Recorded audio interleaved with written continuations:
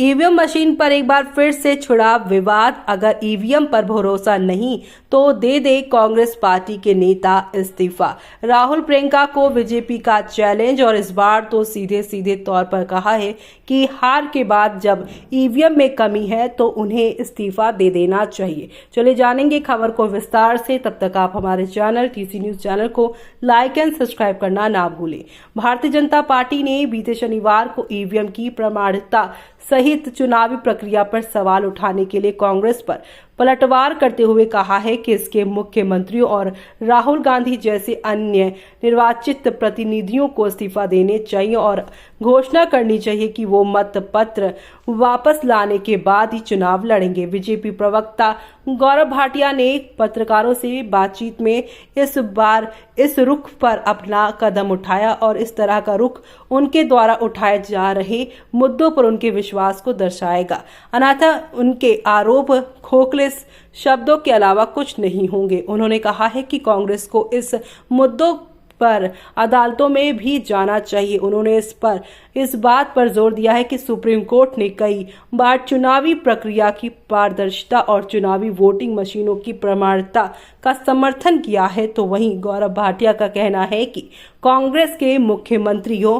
और राहुल गांधी, प्रियंका गांधी वाड्रा को इस्तीफा दे देना चाहिए क्योंकि वे उसी चुनावी प्रक्रिया के जरिए चुने गए हैं जिस पर विपक्षी दल सवाल उठाते हैं। उन्होंने कहा है कि विडंबना और है कि कांग्रेस अध्यक्ष मल्लिकार्जुन खड़गे ने उस दिन ईवीएम पर सवाल उठाया जिस दिन प्रियंका गांधी वाड्रा ने लोकसभा सांसद के रूप में शपथ ली।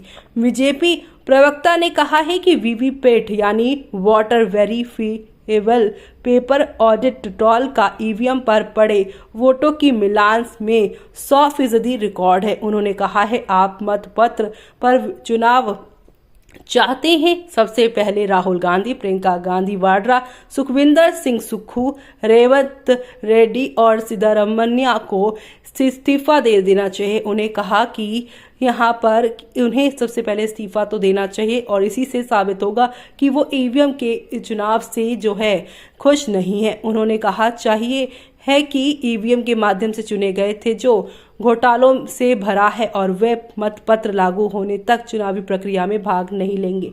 उन्होंने कहा है कि कांग्रेस जल्द ही इतिहास की किताबों के पन्नों तक सिमट कर रह जाएगी। बांग्लादेश में हिंदू अल्पसंख्यकों को निशाना बनाने वाली घटनाओं पर बोलते हुए बीजेपी प्रवक्ता ने भारत सरकार के रुख पर भरोसा जताया। भारत की बहुजन जो है चीजें और मजबूत आवाज को नजरअंदाज नहीं किया जा सकता है। गौरव भाटिया ने दावा किया है कि दुनिया के सबसे बड़े लोकतंत्र के रूप में जब अल्पसंख्यकों को कहीं भी उत्पीड़न का सामना करना पड़ रहा हो तो आवाज उठाना भारत का कर्तव्य है। अब इस पूरी खबर पर आपका क्या कहना है, हमें कमेंट बॉक्स में कमेंट करके बताना बिल्कुल भी ना भूलें आप।